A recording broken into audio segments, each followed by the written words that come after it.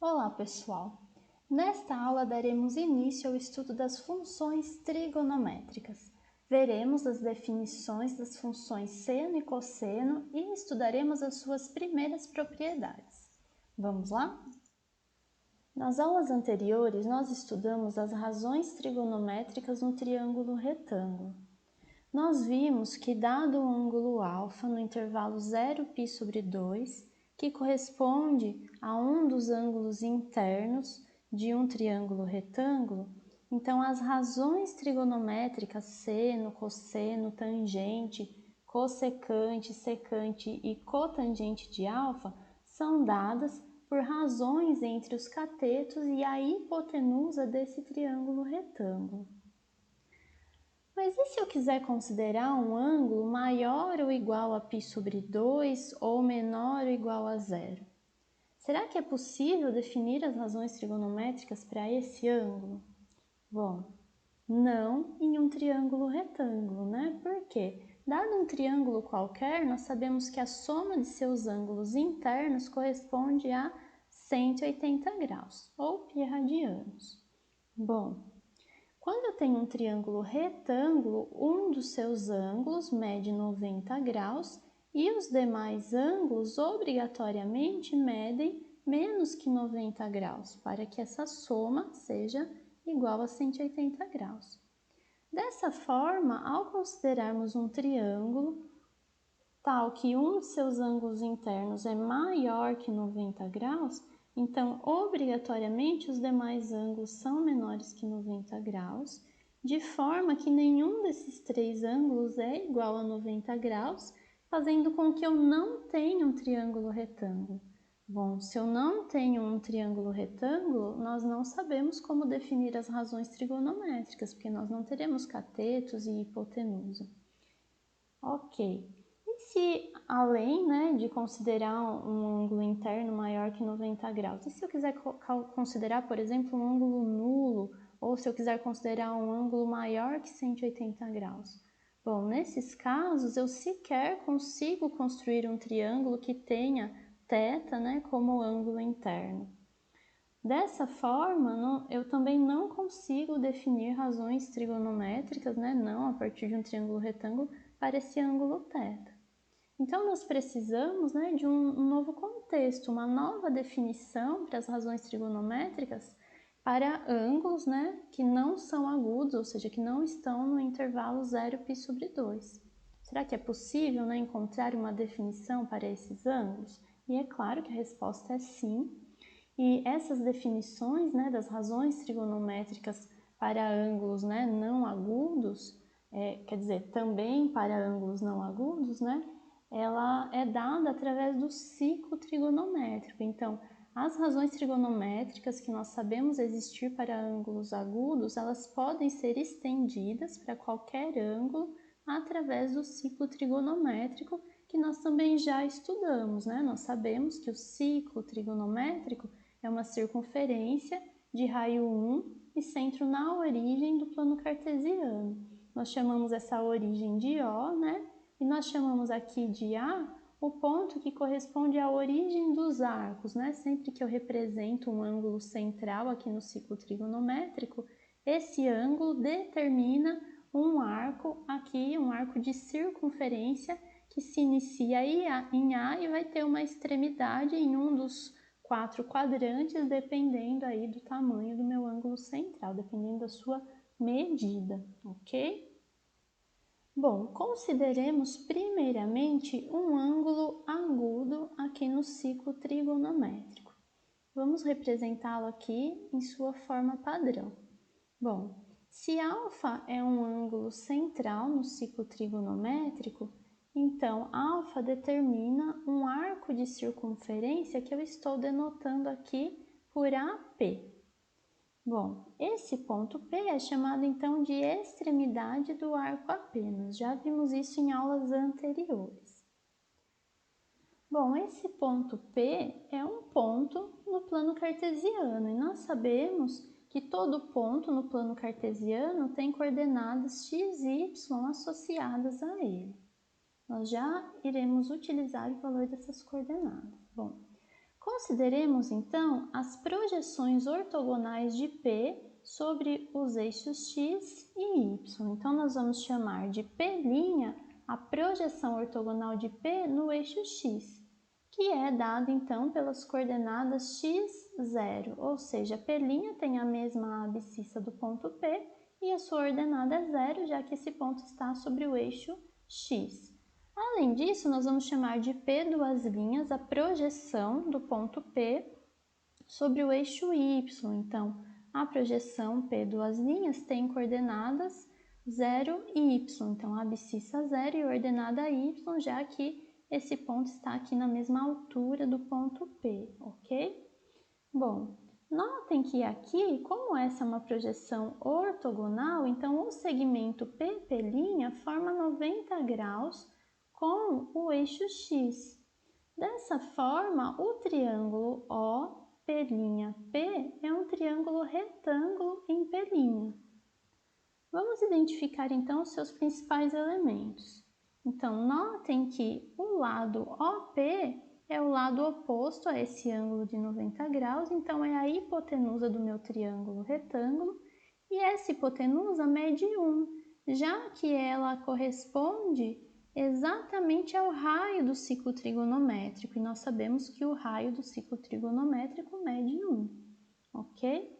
Além disso, nós temos que OP' é um dos catetos desse triângulo retângulo e a sua medida corresponde exatamente ao valor dessa abscissa x. Então, a medida de OP' do cateto OP' é x.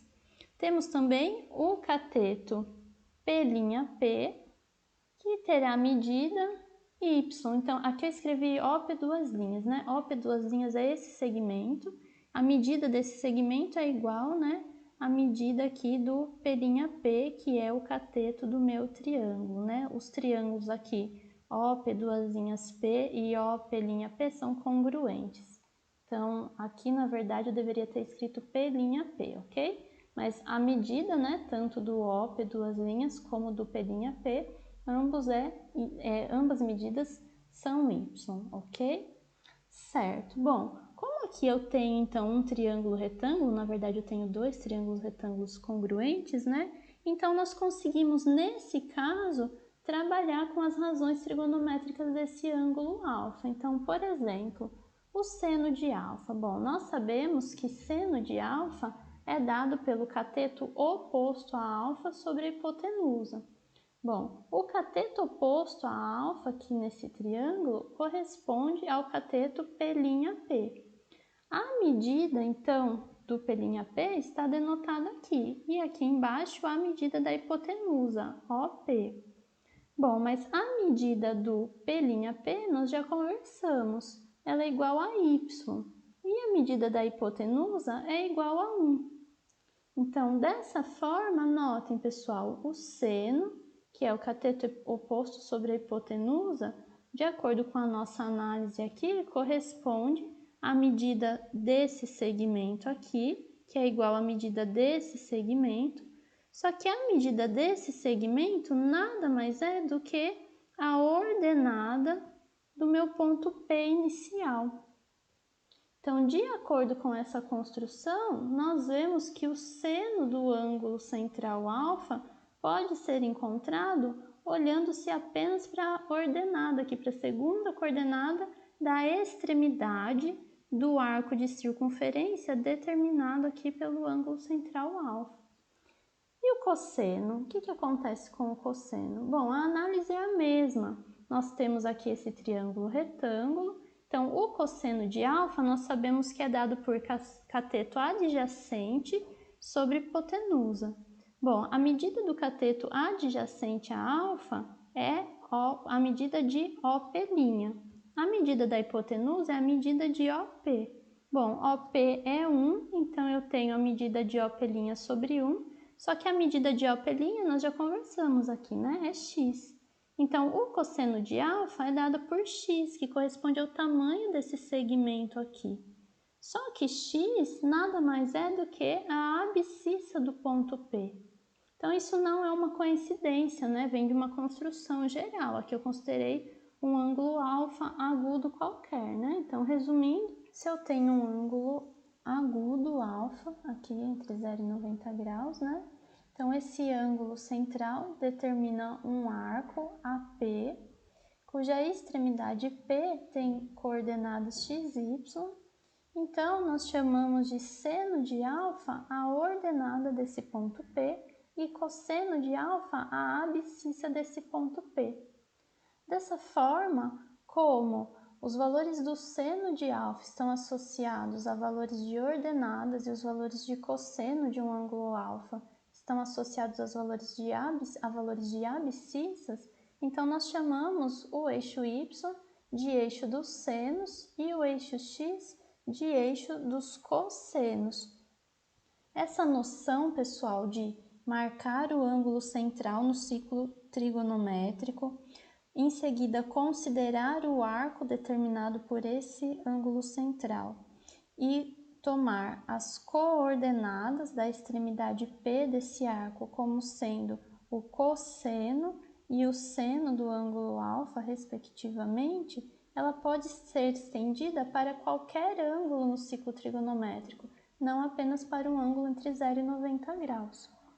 Dessa forma, nós podemos agora definir, então, seno e cosseno para qualquer ângulo. Aqui eu representei, né, o que acontece, então são alguns exemplos sobre o que acontece no segundo, no terceiro e no quarto quadrante, né? Então, note que em todos os casos nós podemos representar o ângulo central, considerar o arco por ele determinado aqui na circunferência, considerar as coordenadas da extremidade P desse arco e, dessa forma, a partir dessas coordenadas, né, considerar então o cosseno e o seno, respectivamente, desse ângulo, né? Em qualquer um dos quadrantes, essa construção ela é possível.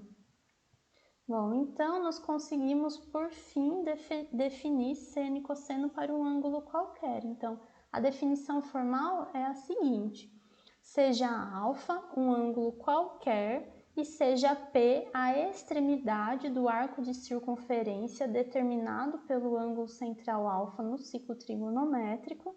Então, nós definimos o seno de alfa como sendo o valor da ordenada P, desse ponto P, que é a extremidade do arco, e nós definimos o cosseno do ângulo alfa como sendo o valor da abscissa desse ponto P, que é a extremidade do arco de circunferência determinado por alfa. Note, então, que agora nós temos para qualquer ângulo aqui, para qualquer valor de ângulo, as definições de seno e cosseno. A partir disso, nós estamos, então, preparados para definir as funções trigonométricas seno e cosseno.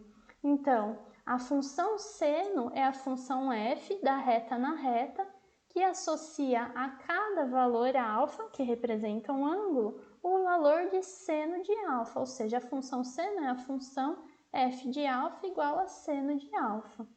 Analogamente, a função cosseno é a função da reta na reta, que associa a cada valor real alfa o valor de cosseno de alfa, ou seja, f de alfa é igual a cosseno de alfa.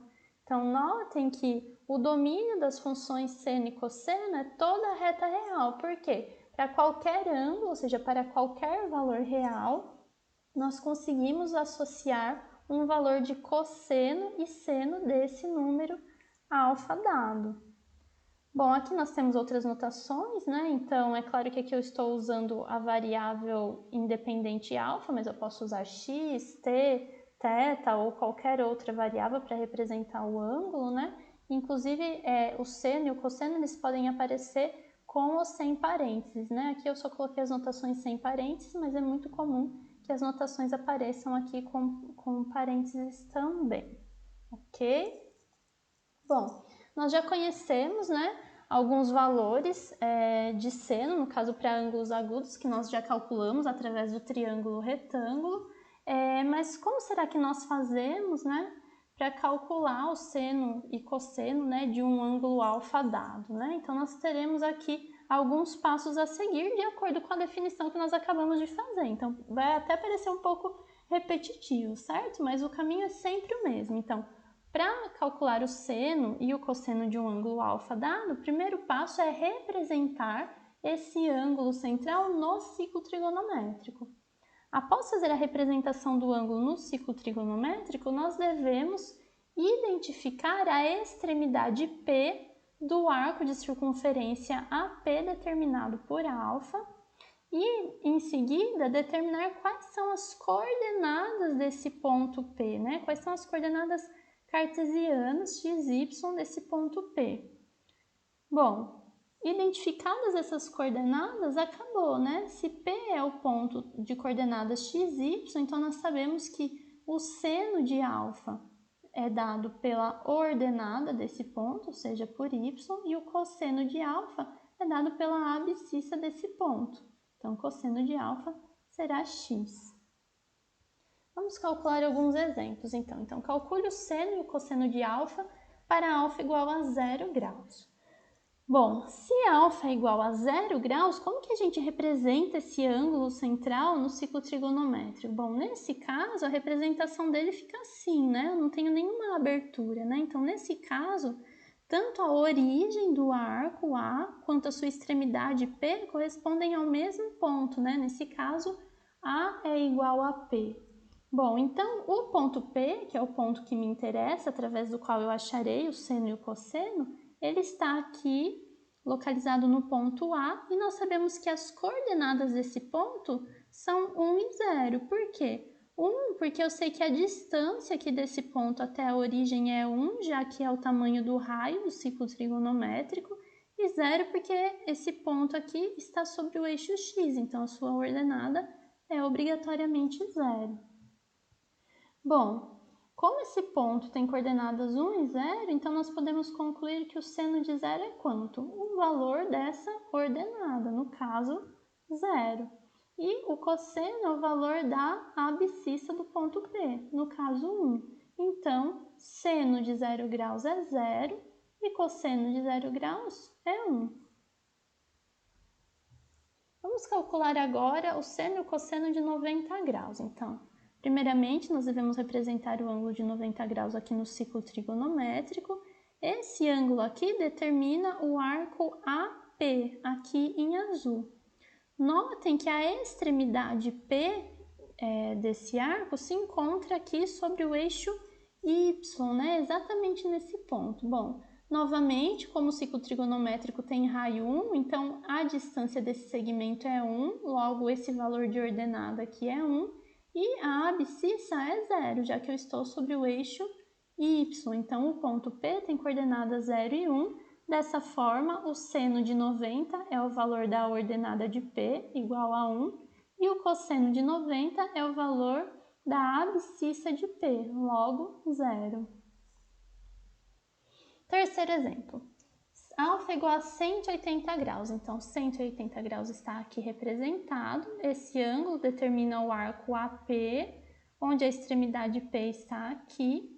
Então, eu estou sobre o eixo X, o que significa que a minha ordenada será 0.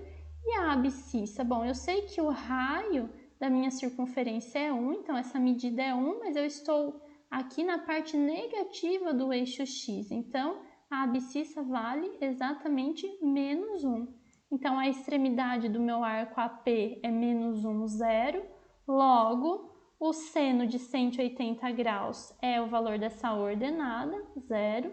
E o cosseno de 180 graus é o valor dessa abscissa, ou seja, menos 1. E se alfa for 270 graus?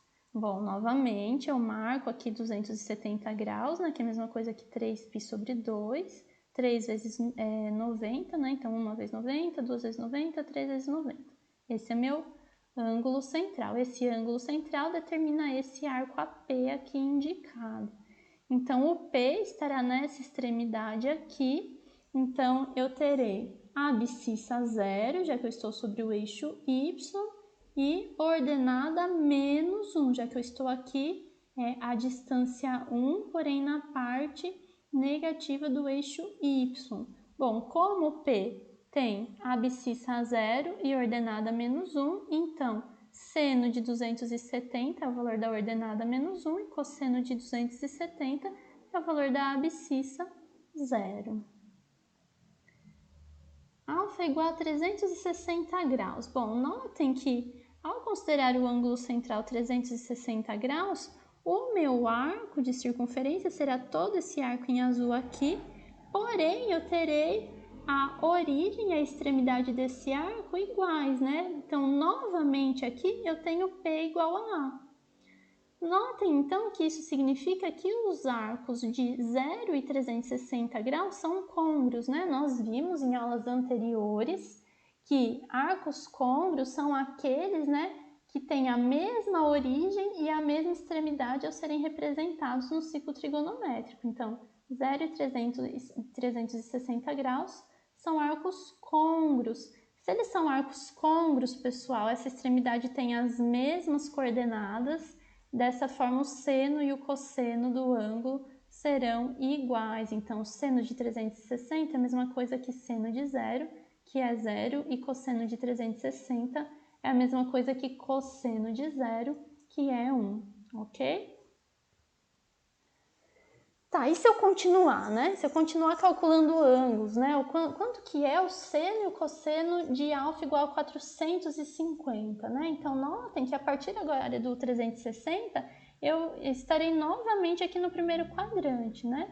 Então, o 450, ele corresponde a 360 mais 90 graus. Então, eu dei uma volta inteira aqui no ciclo trigonométrico e mais 90 graus. Vim parar aqui nessa extremidade novamente. Então, o 450 é um arco côngruo ao ângulo de 90 graus. Então, o seno e o cosseno de 450 corresponde ao seno e cosseno de 90 graus que nós já calculamos, né? Então, se eu olhar de novo para a extremidade P, essa extremidade tem coordenadas 0 e 1, então o cosseno de 450 vale 0 e o seno de 450 vale 1.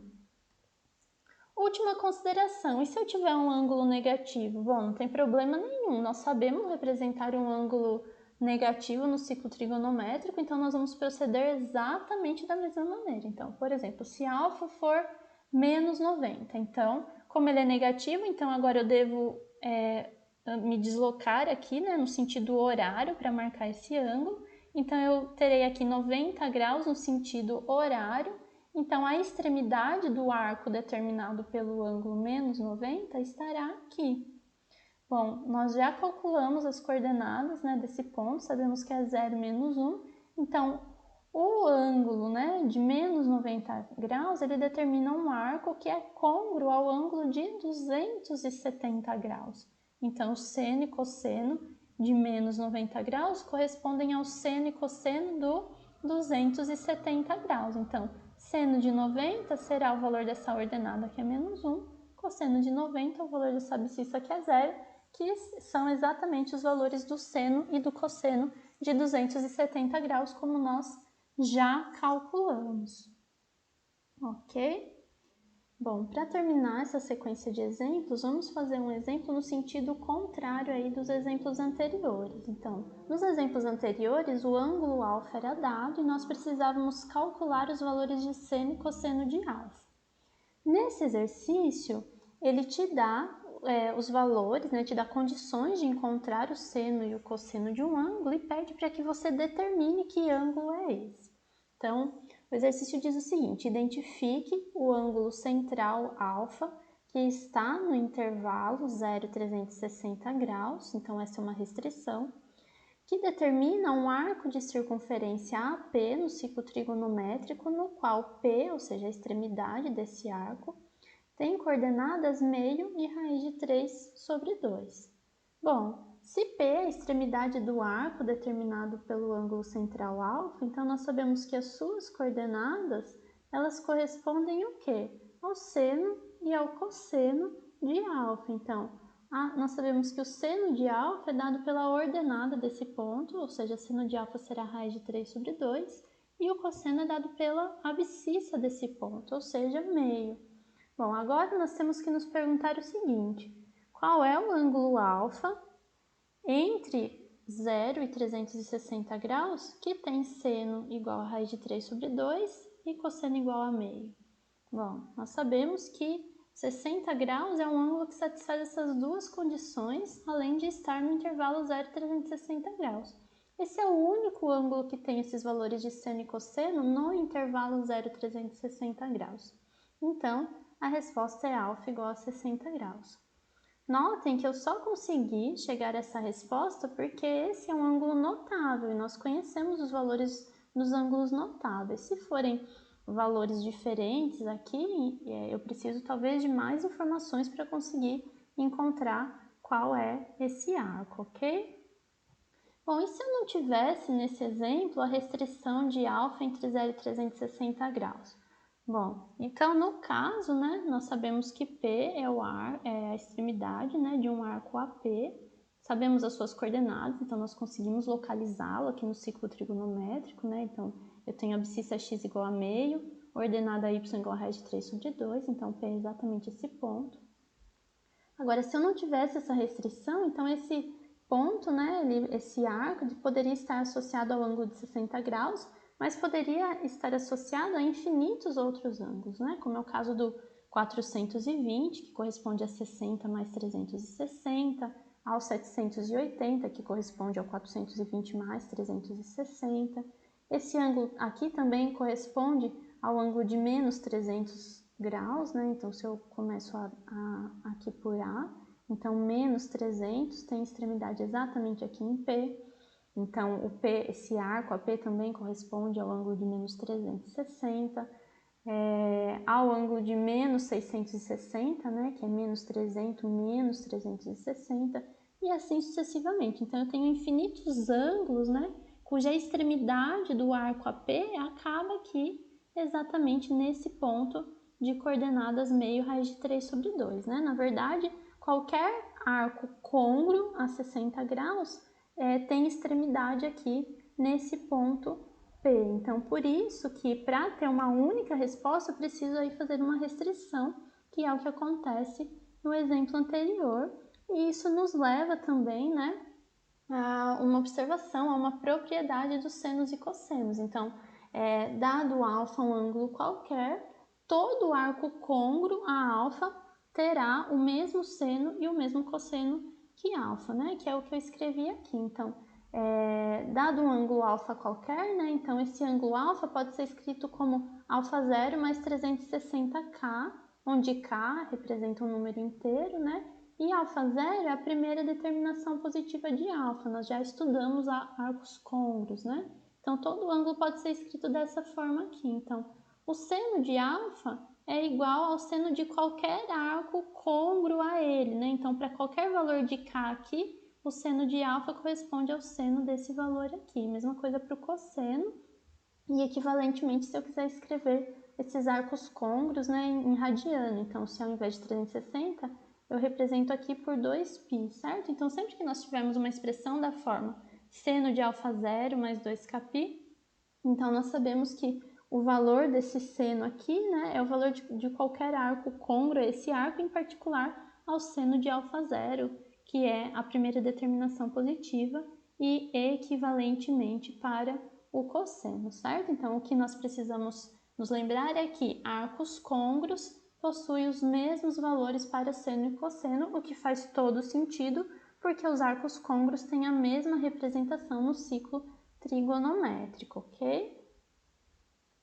Outra importante propriedade das funções seno e cosseno diz respeito à sua periodicidade. Então, relembrando, né, uma função ela é chamada periódica se existe um número real positivo, aqui denotado por P, de forma que f de x mais p é igual a f de x, qualquer que seja o x no domínio da função.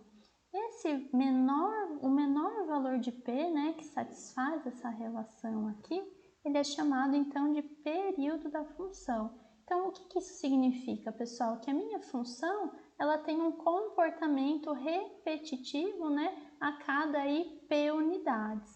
Bom, as funções seno e cosseno, elas são funções periódicas de período 2π. Então, a cada intervalo de tamanho 2π no domínio dessas funções, o comportamento dessas funções passa a se repetir, né? isso pode ser traduzido dessa forma aqui. Então, o seno de alfa é igual ao seno de alfa mais 2π, que é igual ao seno de alfa mais 4π. Então, notem que aqui eu adicionei 2π desse ponto para esse, né? Que é igual ao seno de alfa mais 2kπ, onde k é um número inteiro qualquer. Então, seno de alfa é igual ao seno de alfa mais 2π, que é igual ao seno de alfa mais 4π, que é igual ao seno de alfa mais 6π, que é igual ao seno de alfa mais 8π, e assim sucessivamente, e também para valores negativos, né? Então, seno de alfa menos 2π, seno de alfa menos 4π, seno de alfa menos 6π, e assim sucessivamente. E a mesma coisa para o cosseno. Então, isso é muito útil, né? Tanto para a construção do gráfico dessas funções, como para a resolução, né? Para o cálculo de alguns ângulos, ok? Então, o período dessas funções é 2π, é o menor período, né? No qual elas passam a se repetir. Bom, vamos calcular alguns exemplos, então, usando essas informações. Então, calcule o cosseno de 17π sobre 4. Então, note que 17π sobre 4 nós conseguimos escrever, por exemplo, como 16π sobre 4 mais π sobre 4. Só que 16π sobre 4, né, é, na verdade, 4π. Então, o cosseno de 17π sobre 4 corresponde ao cosseno de π sobre 4 mais 4π. Notem, então, eu tenho um ângulo mais um múltiplo aqui de 2π, certo? Então, de acordo com o que nós acabamos de ver, como o cosseno é uma função 2π periódica, né? Então, cosseno de π sobre 4 mais 4π é a mesma coisa que cosseno de π sobre 4 mais 2π, que por sua vez é a mesma coisa que cosseno de π sobre 4. Só que o cosseno de π sobre 4 nós sabemos calcular, né? Π sobre 4 é 45 graus, é um ângulo notável, então o cosseno de 45 é raiz de 2 sobre 2. Então fica fácil calcular o valor do cosseno de 17π sobre 4. Então aqui nós estamos utilizando, né, a periodicidade da função cosseno e também nós reescrevemos aqui, né, esse ângulo de 17π sobre 4 a partir da sua primeira determinação positiva. Então, eu também estou usando arcos côngruos para resolver esse exercício. Vamos calcular agora o seno de 7π sobre 2. Bom, eu preciso encontrar a primeira determinação positiva obrigatoriamente, né, como eu fiz aqui, para resolver esse exercício? Bom, não preciso, né? Eu posso simplesmente tentar decompor esse ângulo e usar a periodicidade, enfim, tomando os devidos cuidados. Então, vamos lá. 7π sobre 2 eu consigo decompor como π sobre 2 mais 6π sobre 2, certo? Nesse caso, π sobre 2 não é a primeira determinação positiva de 7π sobre 2, mas eu posso fazer essa decomposição. Bom, dessa forma, eu tenho então que o seno de 7π sobre 2 se escreve como seno de π sobre 2 mais 6π sobre 2. 6π sobre 2 é a mesma coisa que 3π, certo? Então, nós temos aqui essa relação. Agora, note, pessoal, 3π não pode ser escrito da forma 2kπ. Então, nós vimos aqui que os senos são iguais, né, quando eles se diferenciam aqui por um termo que é um múltiplo inteiro de 2π, né? Então, notem, é um múltiplo par, né? 2π, 4π, aqui qualquer número da forma 2kπ onde k é um número inteiro. Então, o 3π eu não consigo escrever da forma 2kπ para k inteiro. Então, eu preciso aqui no meu exercício fazer uma adaptação. Seno de π sobre 2 mais 3π seria muito interessante que esse termo aqui fosse um múltiplo de 2π, um múltiplo inteiro. Então, eu consigo fazer uma nova adaptação. Então, eu posso decompor o 3π como π mais 2π e escrever, então, esse ângulo como π sobre 2 mais π mais 2π. Então, agora sim, eu tenho um ângulo mais um termo aqui que é um múltiplo inteiro de 2π. Bom, agora, então, eu posso aplicar a periodicidade da função seno e dizer que o seno desse ângulo aqui é igual ao seno de π sobre 2 mais π. Só que π sobre 2 mais π é o ângulo de 3π sobre 2. Só que 3π sobre 2 nós já calculamos o seno e o cosseno desse ângulo, certo? Então, o seno de 3π sobre 2 é menos 1. Então, assim, eu concluo que o seno de 7π sobre 2 é igual a menos 1. Então, a ideia ao calcular senos e cossenos, né, de ângulos desconhecidos é tentar associar, usando, né, alguma das propriedades conhecidas, é tentar associar o ângulo dado a um dos ângulos conhecidos, né, a um dos ângulos para os quais eu conheço os valores do seno e do cosseno, como aconteceu aqui, né? Então, notem que 17π sobre 4 nós acabamos associando, né, ao ângulo de π sobre 4, após algumas propriedades. E o ângulo de 7π sobre 2 nós acabamos associando ao ângulo de 3π sobre 2, né, fazendo as decomposições e usando a periodicidade. Então, essa é a ideia, ok? Então, nesta aula é só, muito obrigada e até a próxima!